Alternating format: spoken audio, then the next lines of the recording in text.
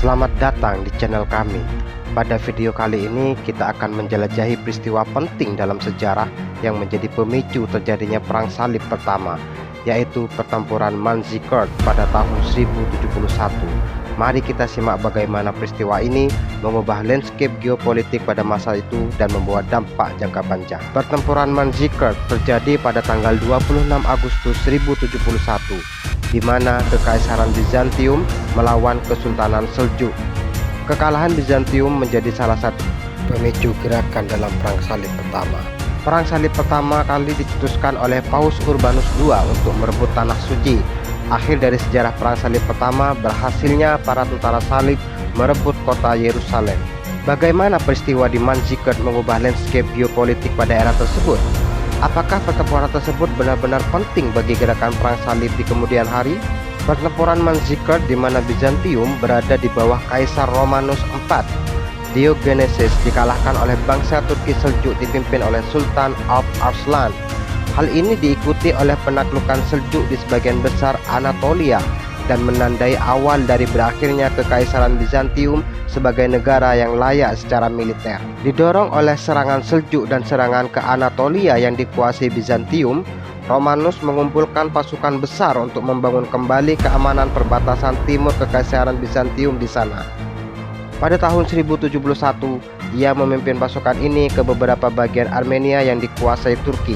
Di dekat kota Manzikert, ia membagi pasukannya, terdiri dari tentara bayaran yang mencakup kontingen Turkmenistan, mengirimkan beberapa orang terlebih dahulu untuk mengamankan benteng Akhlat di dekat Danau Van, dan membawa yang lain bersamanya ke Manzikert. Mengetahui serangan Bizantium ke wilayahnya, Alp Arslan bergegas ke Manzikert, di mana dia menghadapi pasukan kaisar. Romanus meninggalkan Manzikert dalam upaya menyatukan kembali pasukannya dengan kelompok yang mengepung Akhlat. Terjebak di sebuah lembah di jalan Akhlat, dia lalai mengirimkan pengintai untuk menilai posisi musuh dan pasukan Turki pun menyerangnya. Romanus bertempur dengan gagah berani dan mungkin akan menang jika posisinya tidak dilemahkan oleh pengkhianatan di dalam barisannya. Pasukan Turkmenistannya menyerang musuh pada malam sebelum pertempuran, dan salah satu jenderalnya, Andronicus Ducas, yang menyadari bahwa tujuannya telah hilang, melarikan diri bersama anak buahnya. Tentara Bizantium dihancurkan dan Romanus ditawan. Banyak pasukan profesional dan elit Kekaisaran Bizantium tewas di Manzikert, dan Alp Arslan baru membebaskan Romanus setelah Kaisar setuju untuk menyerahkan wilayah penting Bizantium. Konsekuensi langsung bagi Kekaisaran Bizantium adalah krisis kepemimpinan. Kaisar Romanus IV, Diogenes, setelah dibebaskan oleh Alp Arslan, kembali ke Konstantinopel hanya untuk mendapat posisinya direbut dan otoritas dirusak. Upaya selanjutnya untuk merebut kembali takhta gagal, akhirnya menyebabkan Romanus ditangkap dan diperlakukan secara brutal oleh musuh-musuh politiknya yang berpuncak pada kematiannya pada tahun 1072.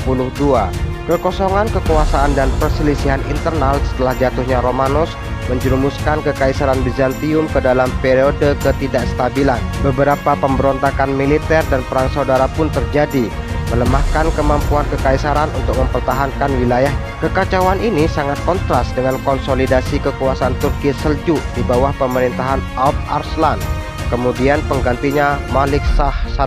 Seljuk memanfaatkan kelemahan Bizantium, terus maju ke Anatolia dan menguasai sebagian besar wilayah tersebut. Hilangnya Anatolia merupakan pukulan telak bagi Kekaisaran Bizantium.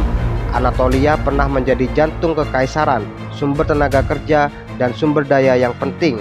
Masuknya masyarakat Turki dan penyebaran Islam secara bertahap mengubah landscape demografi dan budaya wilayah tersebut.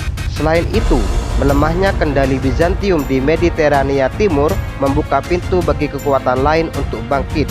Bangsa Normandia memanfaatkan kesibukan Bizantium di timur, memperluas pengaruh mereka di Italia dan Balkan.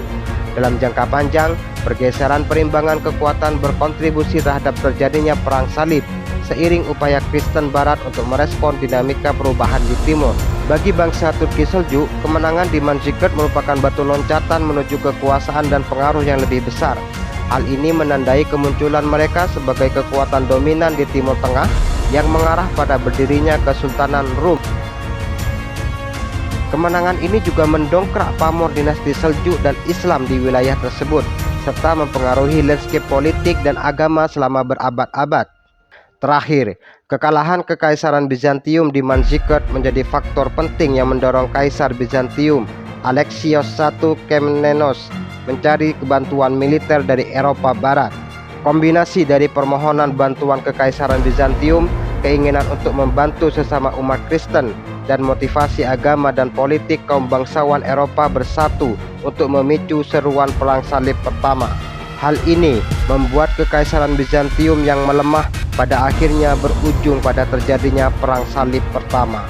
Pertempuran Manzikert bukan hanya sekadar konflik militer, tetapi juga memainkan peran penting dalam pembentukan sejarah besar, termasuk munculnya Perang Salib Pertama.